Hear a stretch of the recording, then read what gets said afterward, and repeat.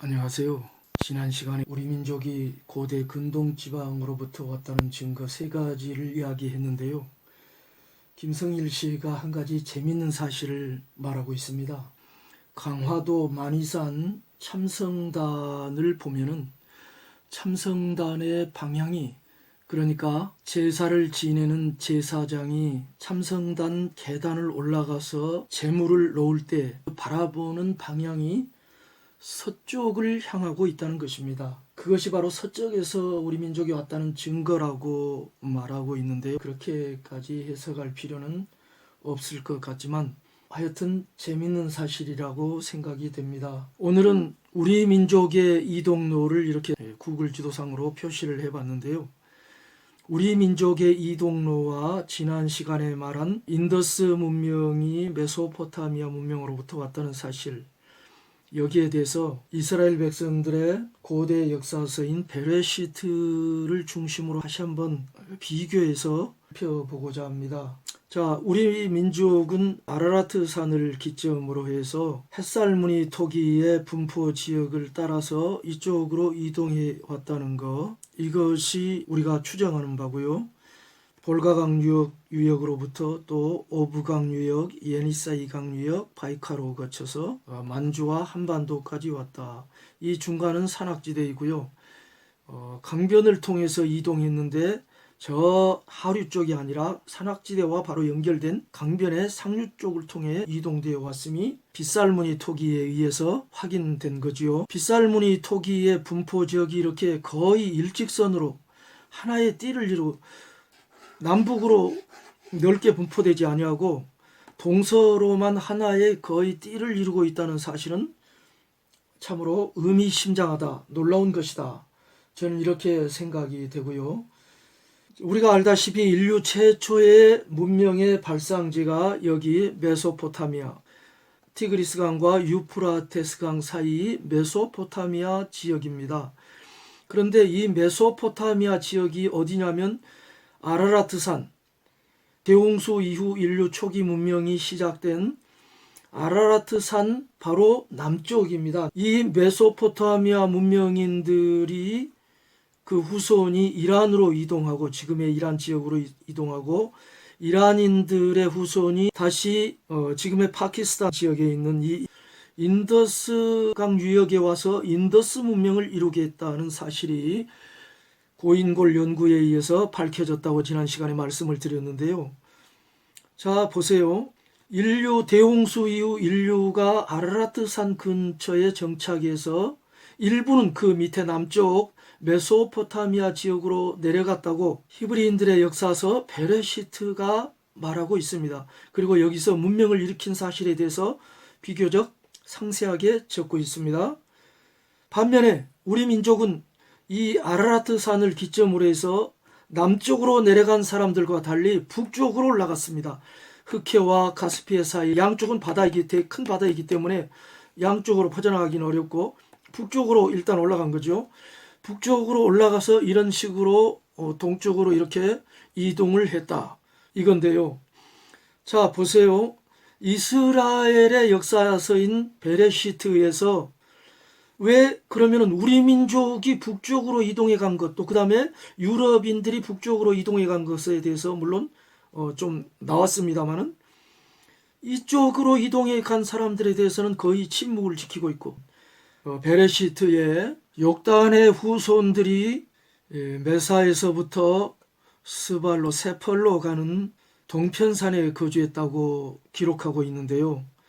어떤 분은 이 기록이 바로 우리 민족의 이동로를 기록한 것이다, 이렇게 해석을 하고 있습니다만은 그거는 확신할 수가 없고요.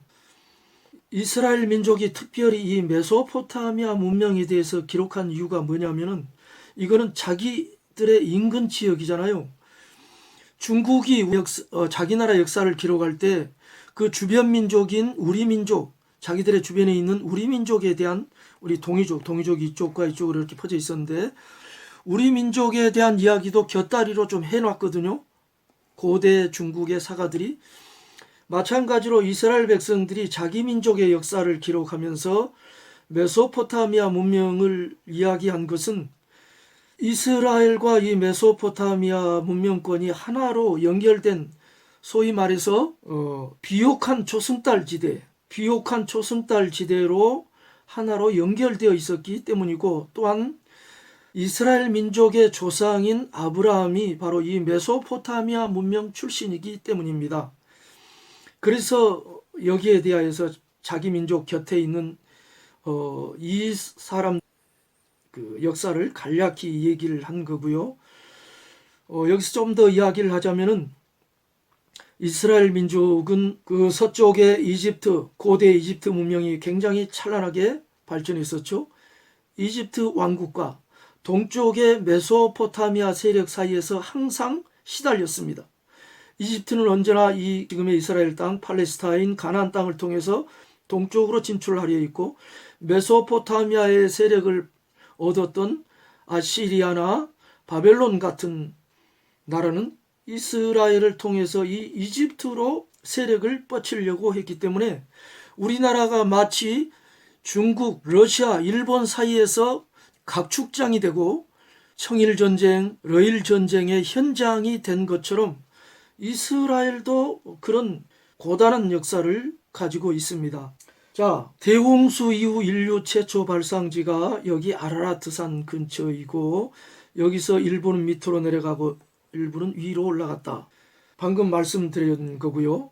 그 히브리인들의 역사서 베레시트 기록에 의하면 대홍수 이전 최초 인류의 정착지도 이 메소포타미아 상류 지역, 티그리스 강과 유프라테스 강 상류 지역이라고 말하고 있습니다. 그러니까 대홍수 이전 최초 인류의 발상지도 여기고, 대홍수 이후 최초 인류의 발상지도 동일한 이 지역이다. 히브리인들의 역사서가 그렇게 기록하고 있습니다. 자, 우리 민족이 이 최초 인류가 이동해서 만든 민족이든, 아니면 대홍수 이후에 인류가 이동해 와서 거기서 그 후손들이 만주와 한반도까지 와 이룩한 민족이든, 우리 민족이 여기서 왔다는 사실은 뭐가 증명한다고 했죠? 히브리인들의 역사서 베레시트가 그렇게 증언하고 있고, 또 한 가지 더욱 확실한 유물은 바로 햇살무늬 토기, 그리고 흑요석, 이런 것들이 우리 민족의 시원을 여기로 밝혀주고 있다는 것입니다. 자, 우리 민족의 역사를 추적하는 데 있어서 그 시원을 밝혀주고 있는 책은 우리 민족의 최초의 시원, 그러니까 우리 민족이 어디에서 왔는가, 그거를 밝혀주고 있는 책은 히브리인들의 고대 역사서 베레시트가 유일합니다. 우리 민족의 역사서들도 물론 있습니다만, 우리 민족이 어디서 왔다 이런 사실은 분명하게 얘기하지 않고, 단지 이 시베리아 벌판, 만주와 시베리아 벌판을 우리 민족의 시원으로 그렇게 이야기하고 있습니다. 그러나 베레시트는 여기서부터 여기까지 이동해 온 것을 짐작하게 해주고, 햇살무늬 토기, 흑요석 등이 또한 그런 추정을 가능하게 해준다는 것입니다. 베레시트의 이런 중요성에 비추어서 우리는 우리 민족의 시원을 밝혀주는 이 책에 대해서 과연 이 책이 어느 정도 신빙성을 가지고 있는가, 이 책의 기록은 믿을 만한가, 이 점에 대해서 다음 시간에 살펴보겠는데요. 우리가 이 베레시트의 신빙성에 대해서 살펴보면은, 특별히 이 강의가 창조사관에 입각한 우리 민족 역사를 다루는 거잖아요. 그래서 베레시트의 신빙성을 탐구해 보는 것이 굉장히 흥미진진한 일입니다. 그리고 우리의 강의에 대단한 도움이 되기 때문에 오늘은 여기서 마치고 다음 시간에 이 베레시트의 신빙성을 다루어 보겠습니다. 감사합니다.